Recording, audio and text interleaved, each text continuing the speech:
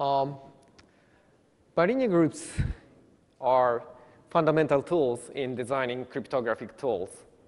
It has very simple syntax in the surface like this, but it actually has several different settings with different properties. And one important difference lies between composite order groups and prime order groups. This is actually a topic which is addressed in the next talk. And in this talk, we focus on the difference between groups so-called type 1 and type 3 and present a method to convert schemes over type 1 groups to those over type 3, retaining security and efficiency. In a generic group model, the difference between type 1 and type 3 lies only in the source groups. In type 1, there is only one source group, which is denoted by G here. And in type 3, there are two groups, G1 and G2, which are different. And also, there's no efficient morphisms between them in either direction. This is the only difference between type 1 and type 3 in a generic model. Generic group model, I mean. Then we convert algorithms in type 1 by using G1 and G2 in type 3 so that all computations goes through without mapping between G1 and G2. With this very simple example, if you take X and Y from group G1 and Z from G2, the group operation here and pairing here can go through without having mapping between G1 and G2. This is what we want to do. Then what's the problem here? The problem is symmetric pairings in type 1 algorithms. If the target algorithm includes a pairing operation which takes A, the same A as input, this operation cannot be straightforwardly converted to type 3 because pairing in type 3 takes input from G1 and G2. Actually, there is a very simple solution for this situation. That's a duplication. By duplication, I mean that we represent each group element G to the X in source group G in type 1 by using a pair of group elements from G1 and G2 in type 3 so that their exponents are the same here and here. And then we do all group operations in parallel in G1 and G2. In this way, when the program comes to the point that pairing is computed, it can take appropriate input from G1 and G2. So if all algorithms you want to convert are generic with respect to type 1 groups, this simple duplication completes the conversion. But okay, of course, the duplication increased the complexity in space and computation by the factor of 2. But other than that, there are some cases that duplication is prohibited, technically or non-technically.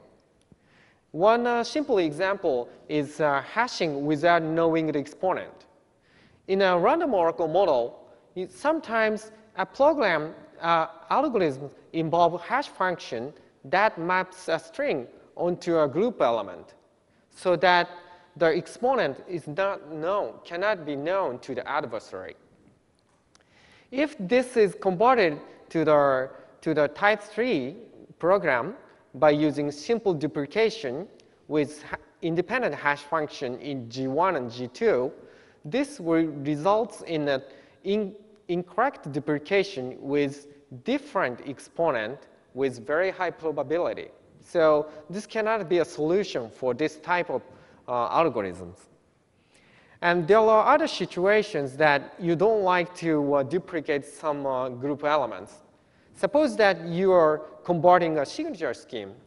In that case, you may not be able to expect that messages are given in a duplicated form, because messages are often out of the control of the signature scheme. There are previous works which addresses heuristic convergence of specific schemes, and there is also one previous work which addresses automated conversion of general schemes, which is very close to our work.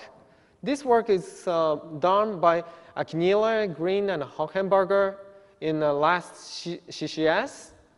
They presented a very powerful conversion tool called Ohkubo. One particular shortcoming of their solution is that they do not guarantee any security for the converted scheme. So after getting the converted scheme, the security of the scheme must be proven manually. Okay, in this work, we present a conversion method that finds a solution with minimal amount of duplication under given constraints, and preserves the security in the sense that the conversion suggests assumptions from which the security of the converted scheme can be reduced. And then we also give a theorem that states if the original assumptions are justified in type 1 generic group model, then the converted assumptions are justified in type 3 generic model as well.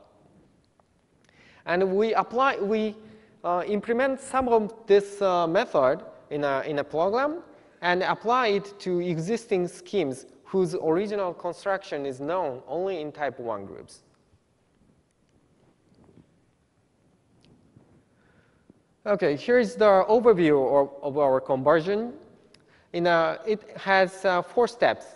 In the first step, you manually check if the target scheme, including its security proof and assumptions, are generic enough with respect to type 1 bilinear groups.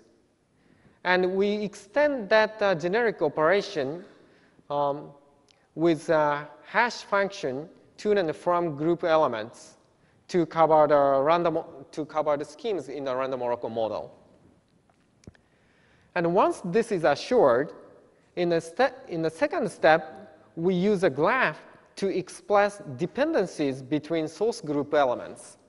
If the target algorithm includes such an operation, group operation, it will be represented by this graph, which means that A depends on this group element B. And once a graph is obtained for entire algorithms you want to convert, then in the third step, you will try to find a split so that each graph represents dependencies in each source groups of type 3.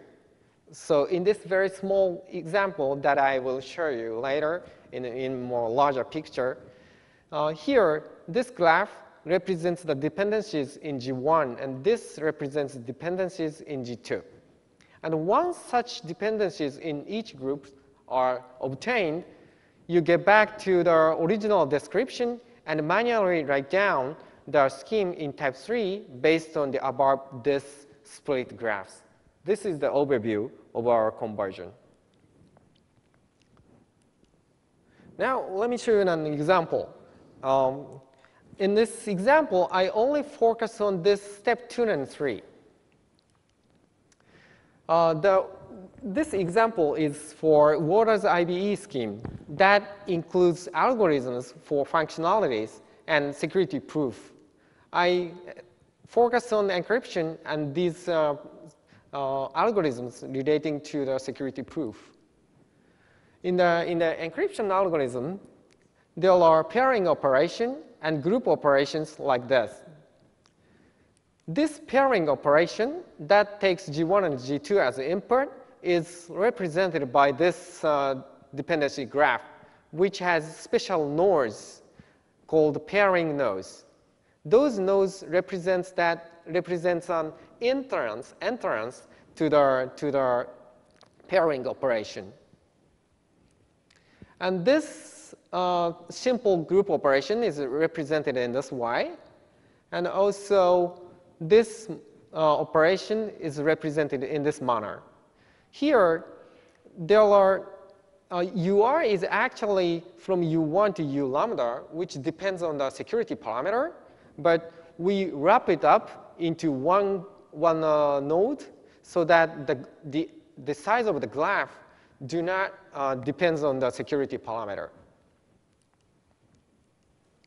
And we do the same thing to represent the DBDH instance generator algorithm, and also do the same for the reduction algorithm, which results in a little bit complicated graph.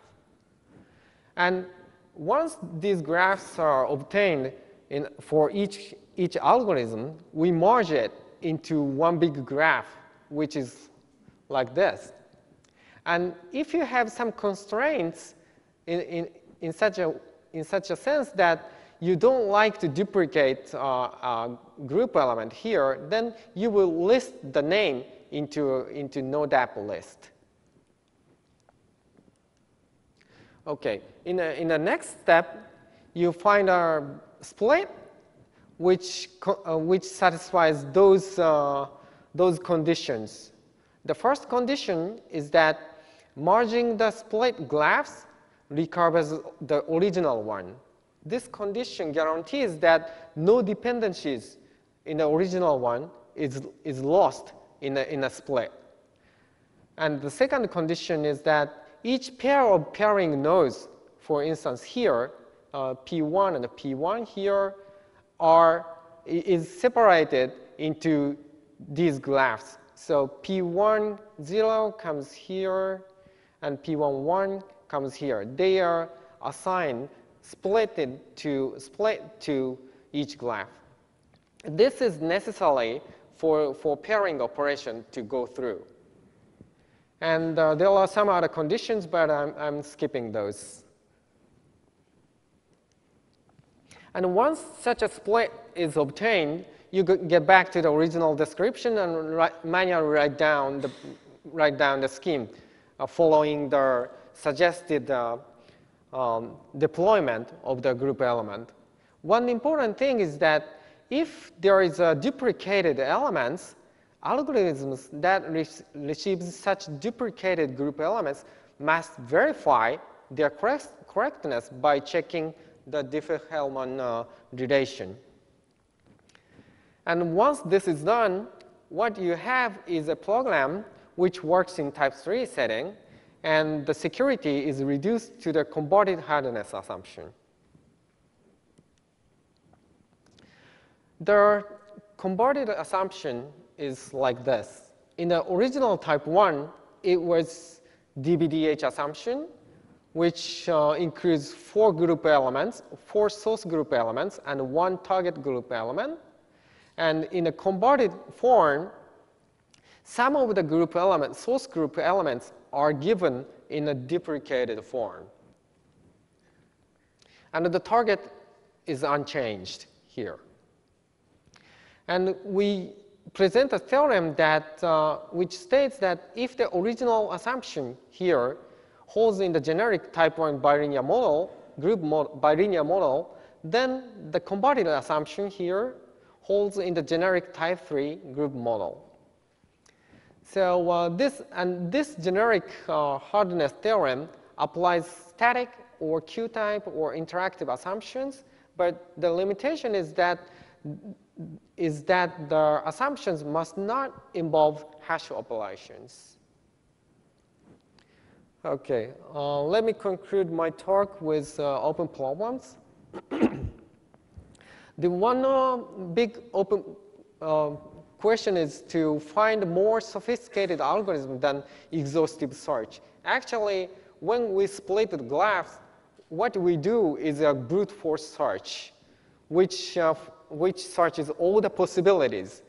which results in the complexity of 2 to the number of pairings plus number of bottom nodes, which doesn't have any outgoing edges.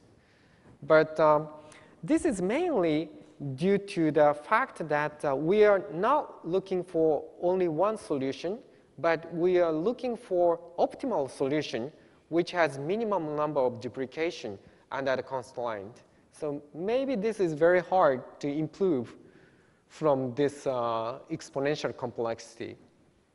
And the other open problem is general impossibility. Sometimes, depending on the target, our program, our conversion method fail to convert, meaning that we cannot find a valid split of the graph that satisfies all the necessary conditions. But such a failure does not generally mean that the original scheme cannot be converted to type 3 setting. So this is because our conversion method highly depends on the graph that you input. But there could be other ways to describe one scheme with different graphs. So one failure with respect to one graph doesn't necessarily mean all the failures of other possible graphs. So open question is to find a conversion procedure whose failure means general impossibility of conversion. But maybe this is also a very difficult question, I think. This concludes my talks. Thank you. Thank you.